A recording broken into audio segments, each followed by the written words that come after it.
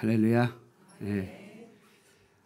저는 우리 수도노예 경남 시찰에 속해 있는 북한강 중앙교회 주보에 있는 대로 에서 지금 30년째 목회하고 있는 서인철 목사입니다. 오늘 사회 보셨던 권사님의 말처럼 리브가 전도회 회원 여러분들은 아마 우리 한강교회의 기초를 닦으신 분들이 아닐까.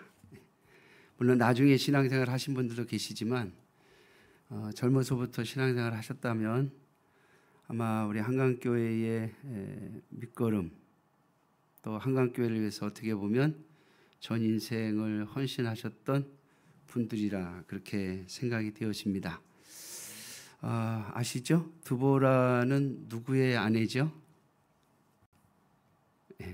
드보라 여전대라고 제가 들었는데 맞죠? 리브가 죄송합니다.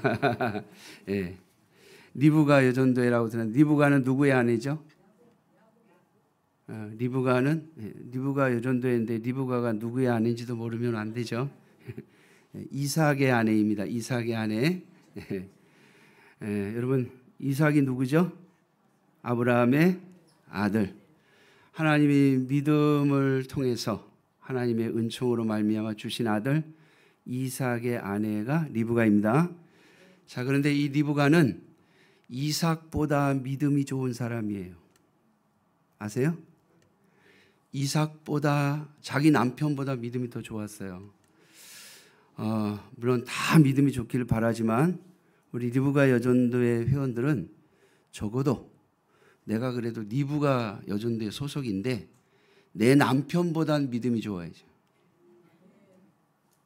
아멘 하시는 분이 없네.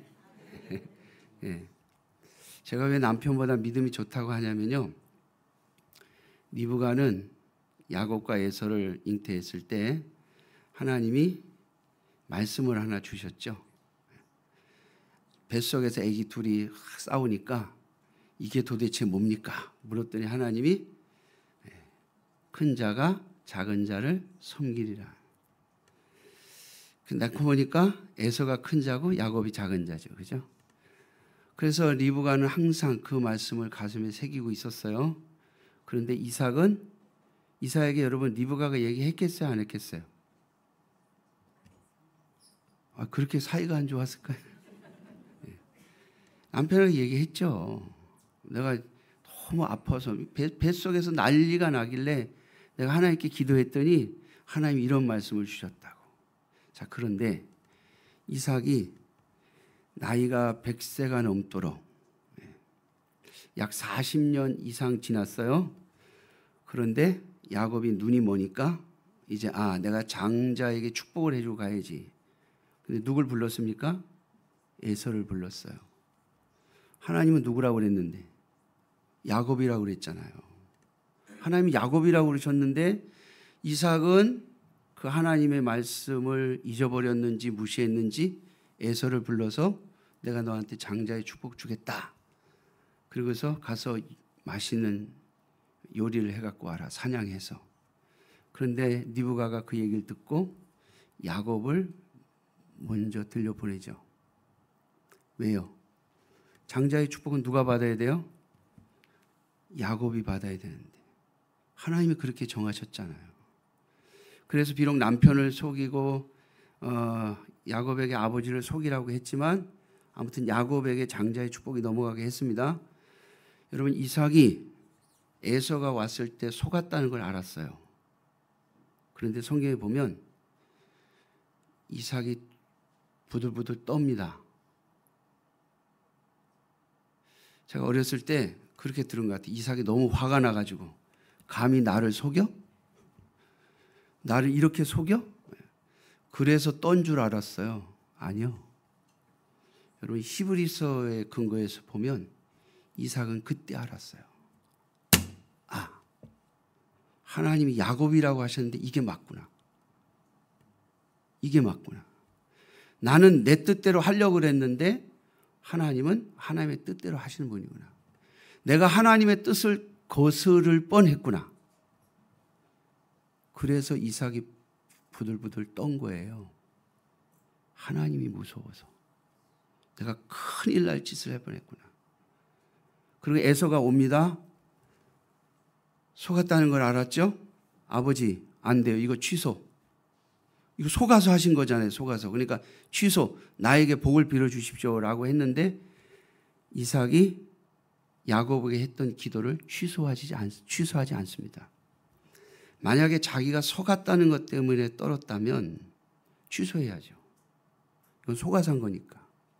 그런데 속았지만 이게 하나님이 원래 말씀하셨던 대로 된 거구나 하는 걸 아니까 그 하나님이 무서워서 떤 거예요. 하나님이 무서워서. 그리고 안 바꿔줍니다. 에서에게 뭐라 그러냐면 너는 야곱을 섬기며 살아라 그럽니다.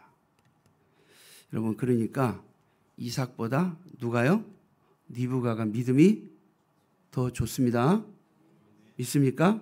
네. 그러니까 리브가라는 이름에 자부심을 가지세요. 네. 믿음의 여인입니다. 자, 오늘 본문이 굉장히 길었는데요. 우리 사회자 하신 것처럼. 여러분들이 내용을 좀 다시 한번 확인하시라고 제가 본문을 좀 길게 잡았습니다. 자, 이 이야기 다 아시죠?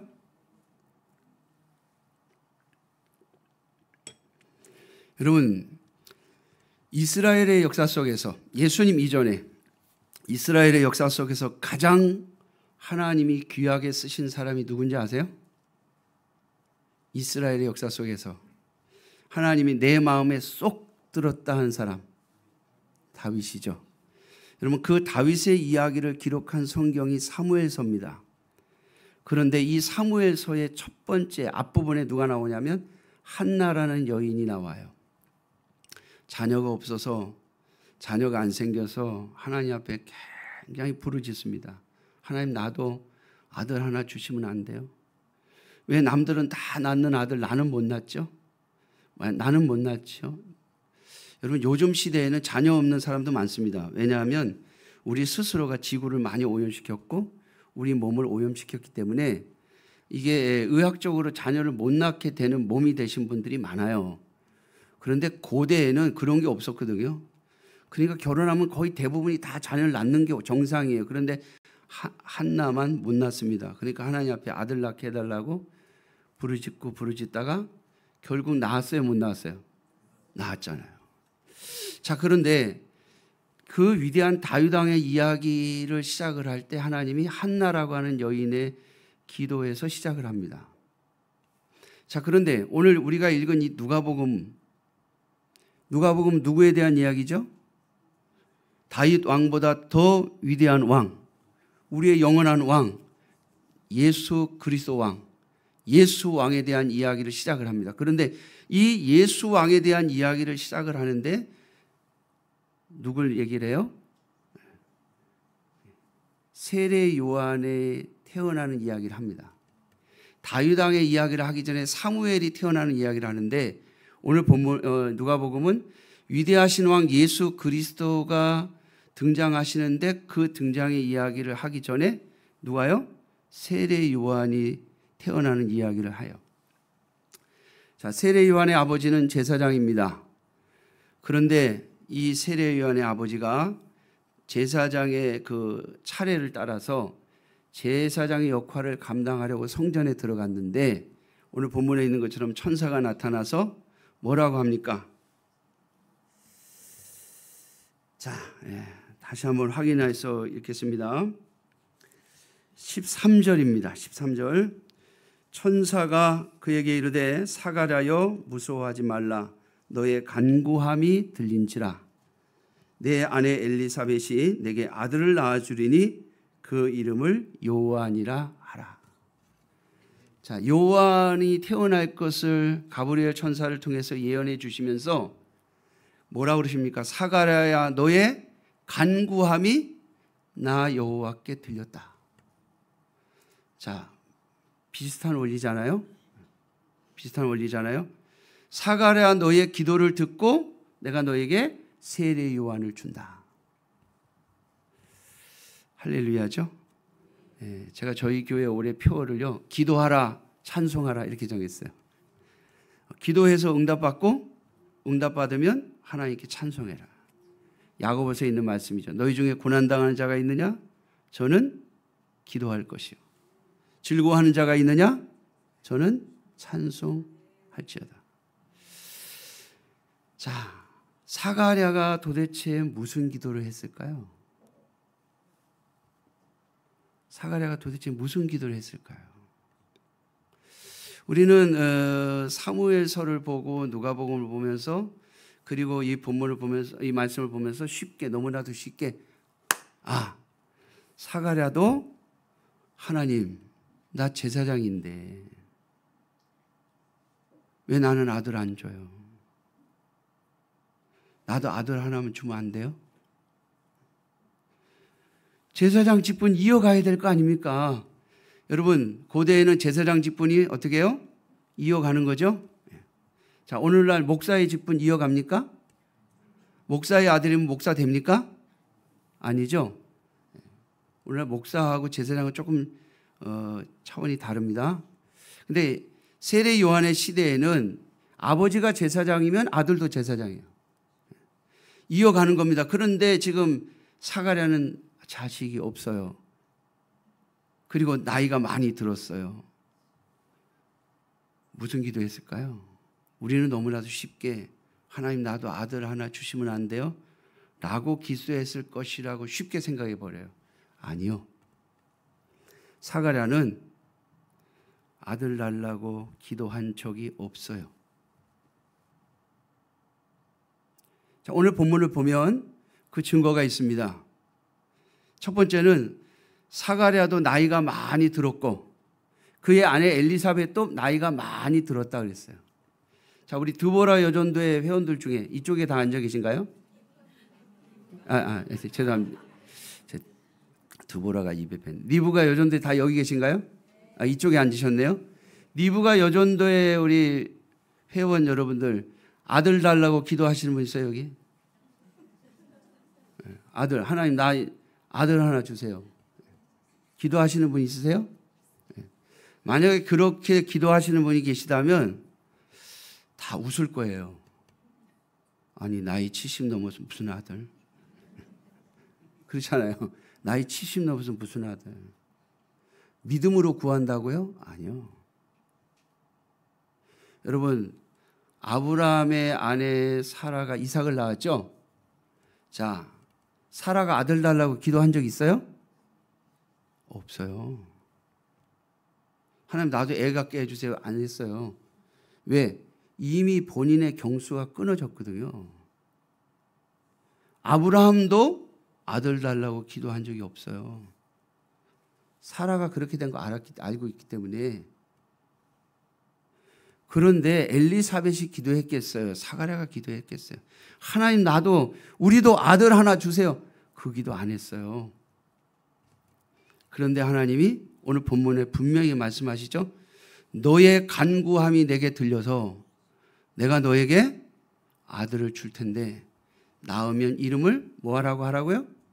요한이라고 하라.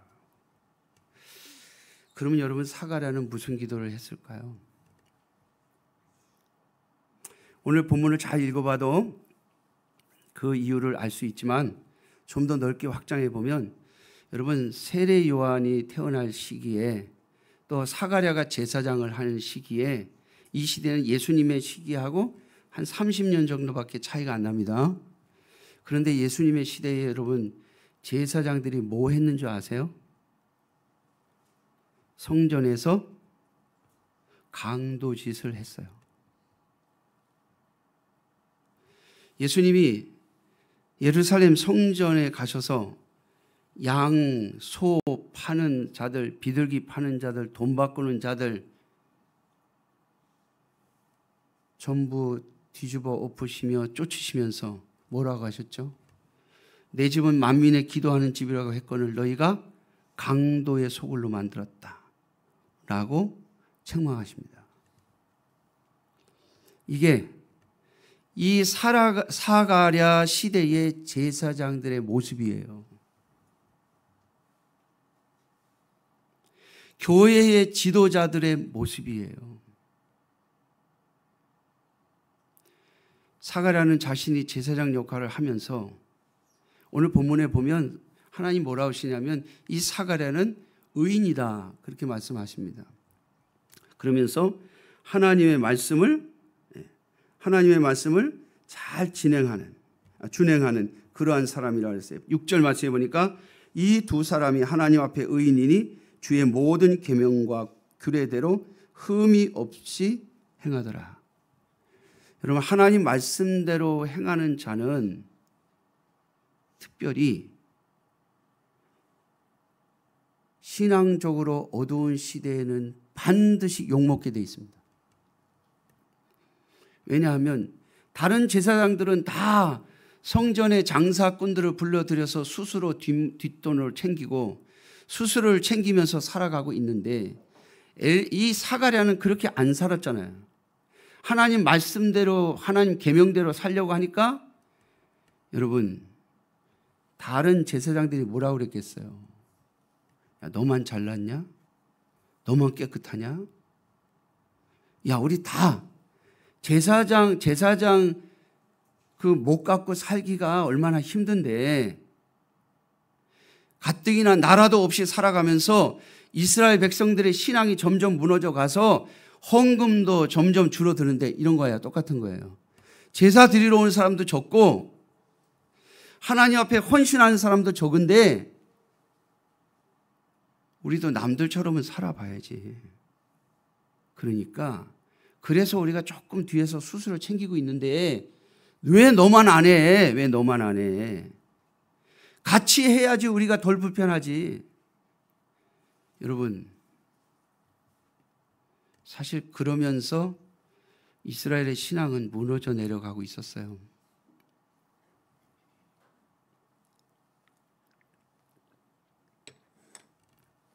사가랴는 그걸 보면서 하나님 앞에 얼마나 울었을까. 제가 성경 전체를 보면서 예수님 시대와 그리고 세례 요한의 시대를 살펴보면 정말 하나님 말씀대로 신앙대로 믿음대로 살아가려고 했던 자들이 얼마나 울었을까 하는 생각을 해보게 됩니다. 하나님, 이스라엘은 끝난 겁니까? 우리는 독립이 올 것 같고 하나님이 주시는 메시아가 올 거라고 생각하고 있는데 점점 신앙은 무너져 가고 하나님, 나도 제사장이지만 다른 제사장들 삶이 이게 뭡니까? 아마 하나님 앞에 굉장히 부르짖었을 거라고 저는 생각해요. 하나님이 그 사가랴의 기도에 대한 응답으로 세례 요한을 주신 겁니다. 여러분, 세례 요한은 어떤 사람입니까? 제사장의 아들로 태어났습니다. 그러면 예수님 시대의 제사장이면 여러분 대제사장이라든지 제사장들이 이스라엘의 통치권을 갖고 있던 시대입니다. 여러분 아세요? 예수님을 재판해서 사형에 해당된다고 말했던 자들이 제사장의 무리들입니다. 대제사장 앞에 가서 공회로 모여서 재판을 했잖아요. 물론 사형을 시킬 권한이 자기들에게 없으니까 로마 총독의 힘을 빌려서 예수님을 죽였지만 결국 예수님을 죽이는데 합장선 사람들은 제사장의 무리들이었어요. 그만큼 제사장들은 권력을 가지고 있었고 그만큼 힘을 가지고 있었어요. 그런데 세례 요한은 어땠습니까? 아버지 제사장의 신분을 물려받았으니까 그냥 적당히 살았더라면 자기도 편안하게 그 권력을 같이 누리며 살았을 텐데 세례 요한은 그렇게 하지 않았어요. 제사장의 직분, 거기서 오는 모든 혜택을 다 내려놓고 광야로 나가서 하나님의 말씀을 받아 이스라엘 백성들에게 외치는 자가 되었습니다. 회개하라, 하나님의 나라가 가까이 왔다.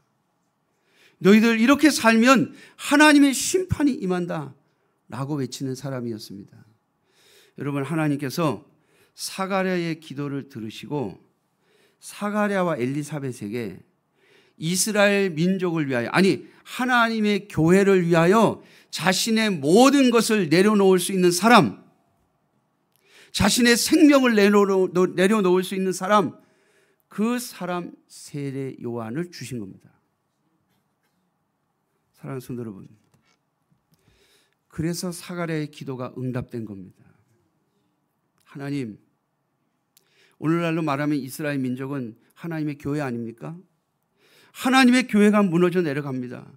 하나님의 백성들의 신앙이 무너져 내려갑니다. 하나님, 이거 어떻게 합니까? 이게 어떻게 합니까? 제사장들도 다 자기 살궁리만 하고 살아갑니다.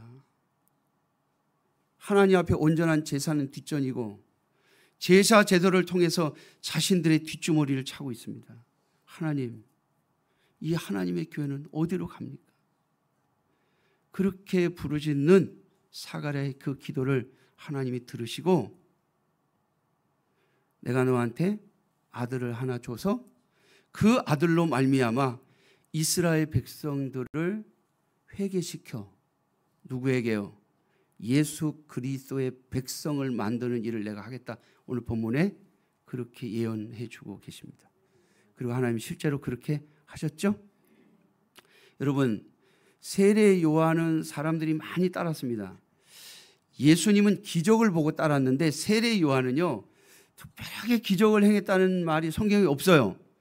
그런데 세례 요한은 오히려 참 험한 말을 많이 해서 이 독사의 새끼들아 라고 하는 이야기를 하면서 누가 너희에게 임박한 진노를 피하라 하더냐 라고 외쳤던 사람이 세례 요한입니다. 그런데 이스라엘 백성들이 세례 요한에게 몰려옵니다. 이유는 하나예요. 제사장의 아들이기 때문입니다. 그래서 제사장들도 그 당시에 권력을 가지고 있었던 제사장들도 세례 요한에게는 함부로 못했어요. 예수님에게는 막 함부로 했습니다. 예수님 욕도 하고 비난도 하고 뭐 귀신의 왕이 붙었다고 하고 심지어는 죽이기까지 했는데 세례 요한에게는 그렇게 안 했어요. 왜? 세례 요한은 자기들과 똑같은 제사장의 신분을 가지고 있었기 때문에 하나님이 사가랴의 기도를 들으시고 내가 제사장의 신분을 가진 자로 너에게 아들을 하나 줄 테니까 그 아들이 너의 기도의 응답을 이룰 것이다 라고 해 주신 거죠. 자, 오늘 제가 이 이야기를 여러분들에게 하는 이유가 있습니다. 오늘 우리의 시대가 그렇지 않습니까? 오늘 기도하셨던 권사님이시죠? 권사님의 기도처럼 우리의 다음 세대들의 신앙이 점점 무너져 가고 있습니다. 교회의 모습도 점점 무너져 가고 있습니다. 정말 우리가 뭘 할 수 있느냐고요? 예. 우리가 할 수 있는 게 뭐가 있겠습니까? 그런데 딱 하나, 하나님이 저와 여러분들에게 먼저 주신 은혜가 있잖아요. 어떻게 보면 여러분, 저와 여러분들이 우리의 다음 세대들보다 뭐 믿음이 더 좋아서 아니면 열심히 더 있어서 그래서 교회 섬겼다고 생각하십니까? 여러분 착각이에요. 하나님이 우리에게 주신 은혜로 말미암아 그렇게 한 거 아닙니까? 성령께서 우리와 함께 하시고 우리의 삶에 역사하셨기 때문이 아닙니까? 여러분, 제가 저희 교회 30년째, 올해 30년째 있는데요. 제가 1996년도에 저희 교회를 갔습니다. 그런데 처음에 갈 때 교인 10명이 있었어요. 10명.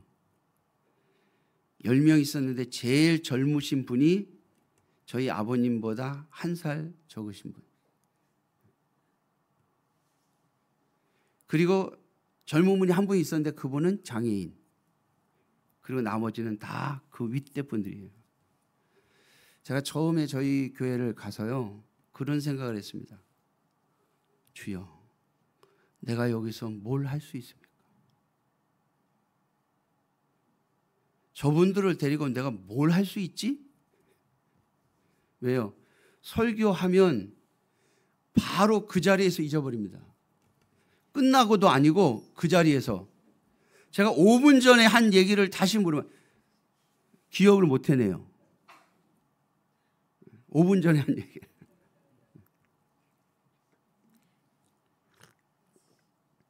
그리고 제가 설교를 얼마나 못했냐면요, 설교 시작하면 5분 지나면 다 주무세요. 그러다가 설교 끝날 때쯤 되면 이제 슬그머니 눈을 뜨세요. 제가 그 상황에서 하나님 여기서 제가 뭘 할 수 있습니까? 라고 하면서 기도하면서 시작을 했어요. 중간중간에 제가 하나님 앞에요. 하나님 나는 도시형입니다. 도시형.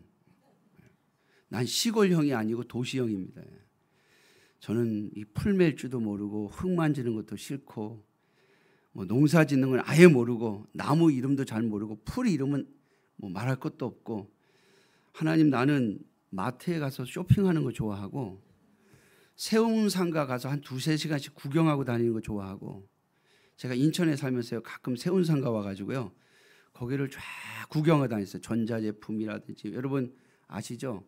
그 세운상가 앞에 그 종로에서부터 동대문까지인가요? 길 옆에서 쫙 뭐 팔잖아요. 저 그거 다 구경하고 다녔어요. 그게 그렇게 재밌어. 저는 하나님 이런 게 재밌는 사람이지 시골에서 뭐 농사 이런 거 벌레도 싫어해요. 저는 거미를 보면 반드시 죽여야 잠을 자는 사람이에요. 귀뚜라미 보면 기겁을 해서 벌쩍 일어나요. 그런 사람이 시골에서 어떻게 살아요 이게. 제가 끊임없이 하나님 앞에 기도했어요. 하나님 언제요? 그런데 하나님이 가려고 할 때마다 가고 싶은 마음 자꾸 올라올 때마다 안 돼 그러시는 거예요.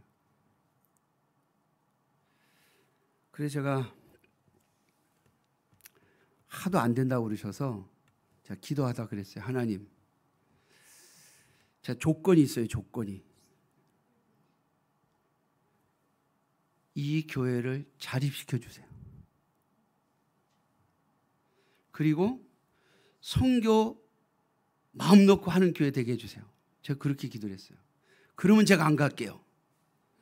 여러분 제가 그렇게 해달라고 기도를 했겠어요? 그렇게 안 되면 도망가려고 기도했겠어요? 네, 잘 아시네. 이걸 조건으로 걸어야 제가 도망갈 구실이 생기잖아요. 교인 10명에 제가 이제 한 5년쯤 지나고 나니까 20명이 되긴 됐는데 20명으로 뭘 해요? 다 연세 드신 분들. 그래서 제가 하나님 앞에 조건을 건 이유가 그렇게 하고 도망가려고. 자립 안 될 거 뻔하고. 선교요? 우리가 선교원금 받고 있는데 무슨 선교해. 그래서 선교도 못할 거고 자립도 안 될 거니까 이걸 기도해가지고 이제 조금 시간이 지난 다음에 하나님 앞에도 좀 시간을 드려야죠.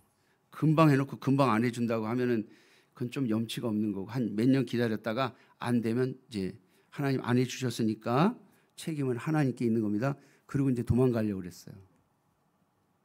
그런데 하나님이 자립시켜 주시기 전에 먼저 저희 교회 예배당을 짓게 하셨어요. 시골인데 조그마한 예배당을 짓게 하셨어요. 예배당을 딱 짓고 나니까 큰일 난 거예요. 자립도 자립이지만 예배당을 딱 짓고 나니까 후원금이 선교비가 두두두둑 떨어지더라고요. 딱 1년 만에 절반이 없어졌어요. 도와주던 교회가 반이 없어졌어요. 제가 우리 성도님들에게 기도를 시켰습니다. 여러분 자립을 위해서 기도하시는데 3가지 중에 하나가 될 겁니다. 3가지 중에 하나. 첫째, 사모님이 직업이 있는 분. 제 앞에 목사님 계실 때 사모님이 초등학교 교사셨어요. 그러니까 목사님 사례금 조금 드려도 생활하는데 아무 지장이 없는 거예요. 사모님이 초등학교 교사니까 그런 분이 오시든지. 두 번째로 나이 60 넘어서 아들, 딸 시집 장가 다 보내고 사례금 조금 줘도 살 수 있는 분이 오시든지 아니면 진짜 자립을 하든지 이 셋 중에 하나니까 여러분 같은 하나 옆에 이제 자립을 안 할래야 안 할 수가 없어요. 지금 후원금 자꾸 떨어지는데 1년 만에 절반이 떨어졌는데 앞으로 어떻게 될 줄 알아요. 예배당 딱 지어놓고 나니까 이게 사는 게 아니라 죽게 생겼더라고요. 저는 이제 그거 핑계 대고 나는 우리 집사람은 전문 직업도 없고 그다음에 나는 아직도 젊고 그러니까 나는 사례금 조금 좀 못 살고 그러니까 나는 도망가야지 라고 생각한 거예요. 근데 하나님이요 딱 저희 예배당 짓고 5년 만에 자립을 시키시더라고요. 할렐루야. 그리고 선교를 마음 놓고 하게 할 정도가 되게 하시더라고요. 여러분 저희 교회가 자립했을 때 한 달에 선교비 100만 원씩 내보냈어요. 교인 30명. 여러분 교인 30명인데 한 달에 선교비 100만 원씩 나갔어요. 1년에 1200만 원.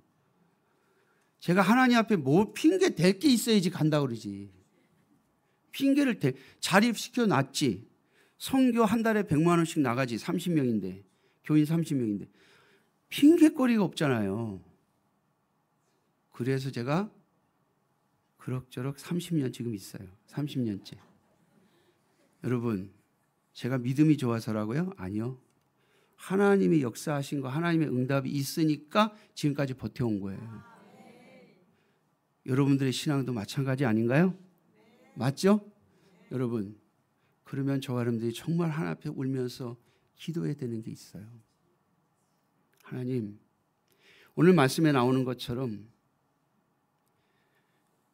생길 수 없는 아이가 생긴 것처럼 앞으로 우리의 미래 세대에 점점 신앙이 무너져 가고 각각 자기 이득만을 먼저 챙기고 자기 유익을 먼저 생각하는 이 시대 속에서도 세례 요한 같은 우리의 후대들을 하나님이 주시면 하나님의 은혜를 베푸셔서 하나님의 말씀이 그에게 임하셔서 하나님이 그에게 명령하셔서 너는 나를 위해서 내 생명을 나에게 두고 너의 모든 인생을 나에게 바쳐라. 나의 교회를 위하여 너 인생을 내놔라 라고 하는 사람이 이 교회의 후대들에게 생기면 이 교회는 무너지지 않습니다. 뿐만 아니라 한국 교회도 무너지지 않습니다. 그러려면 여러분 사가랴와 같은 기도가 저와 여러분들에게 있어야 해요. 그냥 약 속상하다, 안타깝다 그게 아니라 하나님 우리에게도 역사하셔서 은혜 주시고 역사하시고 우리에게 기적을 베푸셔서 우리가 하나님의 은혜로 말미암아 여기까지 왔는데 그래서 주님의 교회를 이렇게 섬겨서 여기까지 오게 됐는데 하나님 여기서 끝나면 어떡합니까?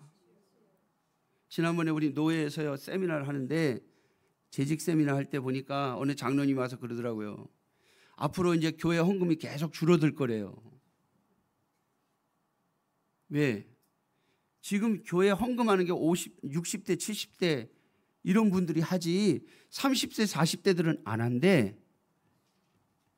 점점 안 할 거래요. 맞아요, 여러분. 저도 그거 생각합니다.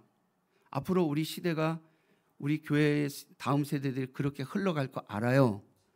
그런데 그거 그렇게 흘러간다고 탄식만 하고 아니 그러면 우리 목회자들이 그러면 은퇴금이 없으니까 어떻게 은퇴금 챙길 건지 어떻게 교회 재정을 확보할 건지 그걸 연구해야 된다고요?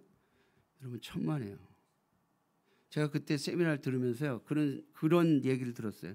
그 장로님이 그 집사님이죠. 집사님이 성도들에게 1,000만 원짜리 적금을 하나씩 다 들게 한대. 생명 사망 보험.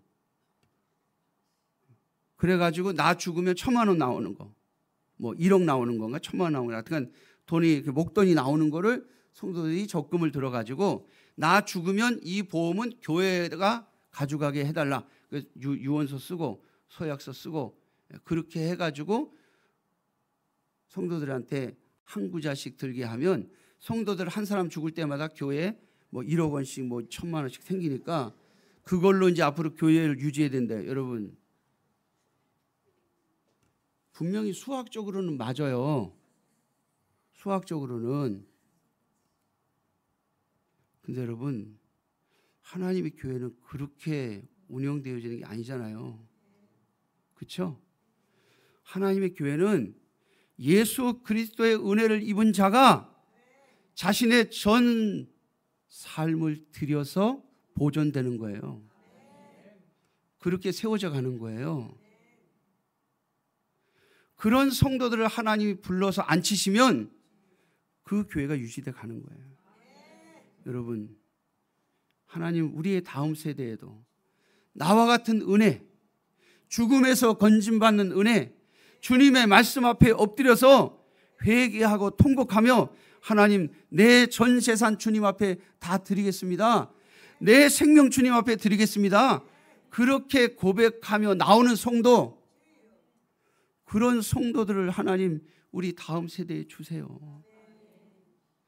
기적적으로 태어나지 못할 아이인 세례 요한을 사가랴의 가정에 태어나게 하신 것처럼, 그래서 그의 전 인생을 하나님의 교회를 위하여, 이스라엘을 위하여 바치게 하셨던 것처럼 하나님 우리의 후대들 안에 정말 목숨을 바쳐, 삶을 바쳐, 물질을 바쳐 하나님의 교회를 섬길 후대들을 세워달라고 그렇게 기도하시면 하나님이 여러분들의 가문 안에서 그러한 사람들을 만들어낼 줄로 믿습니다. 아멘 하신 분들, 나중에 손자 손녀들이 하나님 앞에 내 인생 바치고 내 삶 바치고 내 전 재산 바치겠습니다 하시면 반대하지 마세요. 진짜 그런 사람들을 통해서 하나님 역사하시는 거예요. 여러분, 저는 하나님의 역사를 이야기하고 있습니다. 제가 한국교회를 위해서 기도하는 게 있습니다. 하나님 교회가 무너지지 않게 해달라고. 교회가 무너지지 않게 해달라고요. 근데 하나님께서 그 기도를 들으시고요. 저는 큰 교회들이 하기를 바랬어요. 뭐 몇천 명, 몇만 명 모이는 교회들이 좀 하면 좋겠다는 그런 마음으로 기도했어요. 또 교회들이 다 힘을 합쳐서 하기를 위해서 기도했어요. 그런데 하나님이요, 그렇게 기도했더니 니네 교회가 해라 그러시더라고요. 할렐루야. 네. 거기 하나님 기적을 베푸세요. 뭘 시켰는지는 혹시 제가 다음에 이 교회에 오게 되면 그래 한 번 더 부르시지 않을까?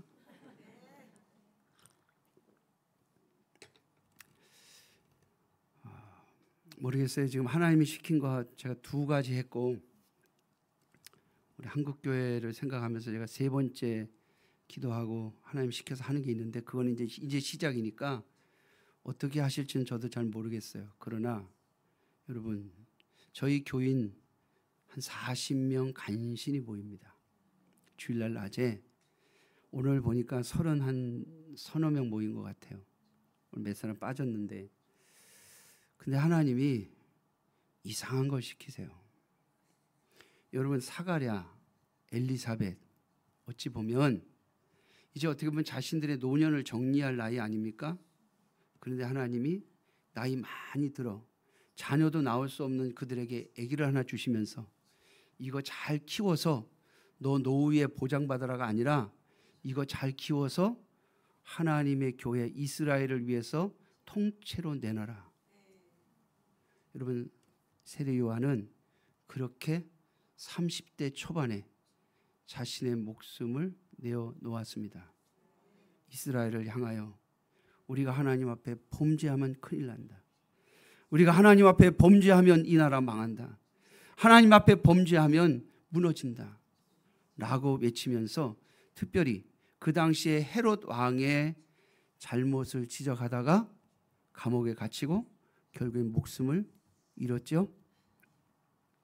그런데 여러분, 그 세례 요한의 이야기는 오늘 우리들에게 전파되고 있고, 그 세례 요한의 외침을 듣고 하나님이 감동을 시켰던 사람들을 전부 예수님에게로 붙여서 예수님의 은혜를 입고 그들이 초대교회의 성도들이 됐다는 사실을 저와 여러분들이 잊어버리시면 안 됩니다. 앞으로 한국교회를 하나님께서 다시 일으키실 때 우리 리브가 여전도의 기도, 또 우리 한강교회 성도님들의 사가랴와 같은 기도의 응답으로 한국교회를 일으키시는 데 쓰임 받기를 주님의 이름으로 축원합니다. 기도하겠습니다.